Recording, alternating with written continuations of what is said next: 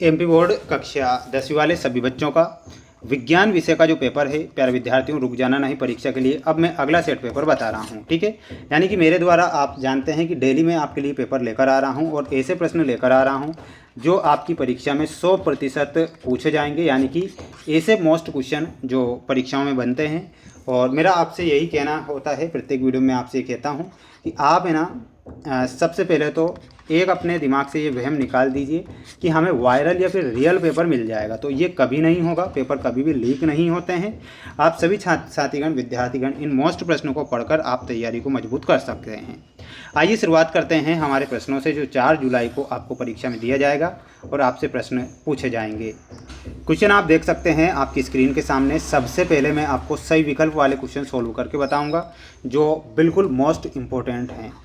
कोई विलयन लाल लिटमस को नीला कर देता है, इसका पीएच मान संभवतः क्या होगा। प्यारे विद्यार्थियों, कोई विलयन है जो कि लाल लिटमस को नीला कर देता है, तो इसका पीएच जो मान होता है इसमें आपको ध्यान रखना है, इसका पीएच मान संभवतः 10 होगा। कितना होगा? 10। पतले तारों में धातुओं के खींचे जा सकने की क्षमता क्या कहलाती है, तो उसे क्या बोला जाता है, तो यहाँ पर आपको लिखना है उसे तन्यता के नाम से जाना जाता है। प्रकाश संश्लेषण की क्रिया पौधों के किस भाग में होती है, तो प्रकाश संश्लेषण की जो क्रिया है पौधों में पत्ती के माध्यम से प्रकाश संश्लेषण की क्रिया होती है। ये आप सभी याद करेंगे। सभी विद्यार्थीगण साथीगण चैनल को सब्सक्राइब जरूर करके रखना। माय डियर फ्रेंड्स, आप जानते हैं कि लगातार प्रयास और मेहनत मैं आपके लिए कर रहा हूँ। मास्टर ग्रंथि का अन्य नाम क्या है, तो मास्टर ग्रंथि को ही पीयूष ग्रंथि के नाम से जाना जाता है। पराग कोश में होते हैं, तो पराग कोश में क्या होंगे, तो यहाँ पर आपको ध्यान रखना है पराग कण होंगे पराग कोश में, तो यहाँ पर आपको पराग कण लिखना है। अभिनेत्र लेंस की फोकस दूरी में परिवर्तन किया जाता है, तो पक्षमाभी के द्वारा परिवर्तन किया जाता है। यहाँ पर आपको पक्षमाभी करेक्ट ध्यान रखना है। सभी विद्यार्थी इसका एक स्क्रीनशॉट लेकर इन सभी प्रश्नों को अच्छे से पढ़ लीजिएगा, क्योंकि ऐसे प्रश्न हैं ये और मोस्ट इम्पोर्टेंट क्वेश्चन हैं जो आपको पूरे यूट्यूब पर कोई भी नहीं बताएगा। मैं आप सब भी कह रहा हूँ। धातुएं प्रायः ऊष्मा एवं विद्युत की होती है, तो वो क्या होती है, ध्यान रखना है, वो सुचालक होती है। तो क्या लिखना है आपको? सुचालक।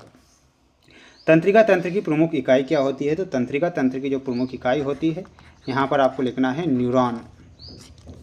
मनुष्य में वृषण पाए जाते हैं, तो यहाँ पर वृषण कहाँ पर पाए जाते हैं, तो लिखना है वृषण कोश में वृषण पाए जाते हैं। न्यू बराबर साइन आई बटा साइन आर कहलाता है का नियम, तो किसका नियम कहलाता है, ये स्नेल का नियम कहलाता है। तो इसमें आपको क्या लिखना है? स्नेल। शुद्ध जल विद्युत का होता है, तो शुद्ध जल जो होता है विद्युत का कुचालक होता है, इसमें आपको कुचालक के रूप में करेक्ट करना है, ये आप यहाँ पर लिखेंगे। मनुष्य जीव है, तो मनुष्य जो होता है वो एक सर्वाहारी जीव होता है, तो यहाँ पर आपको लिखना रहेगा सर्वाहारी। तो ये आप सभी छात्र क्या करें, इसका एक स्क्रीनशॉट ले लीजिएगा। याद तो आपको करना ही पड़ेगा, क्योंकि प्यारे विद्यार्थियों बिना याद किए तो कोई भी पास नहीं होता है, ये आप जानते हैं। सत्यासत्य में देखिएगा आपकी स्क्रीन के सामने वो सारे क्वेश्चन बता रहा हूँ मैं, सत्यासत्य वाले भी जो परीक्षा में दिए जाएंगे आपको। सल्फ्यूरिक अम्ल का तनुकरण ऊष्माशोषी अभिक्रिया है, तो ये आपका असत्य होगा। CH3OH एक क्षार है, चूँकि इसमें OH उपलब्ध है, ये भी गलत होगा। मनुष्य में दोहरा परिसंचरण होता है, बिल्कुल होता है। अधिकतम प्रतिरोध प्राप्त करने के लिए प्रतिरोधकों को श्रेणी क्रम में संयोजित करना चाहिए, ये सत्य होगा। घरेलू परिपथ में प्रवाहित धारा प्रत्यावर्ती धारा होती है, ये सत्य है, सॉरी असत्य। निकट की वस्तुओं को ठीक से नहीं देख पाना, निकट दृष्टि दोस्तों गलत हो जाएगा, तो ये आप इसका स्क्रीनशॉट ले सकते हैं।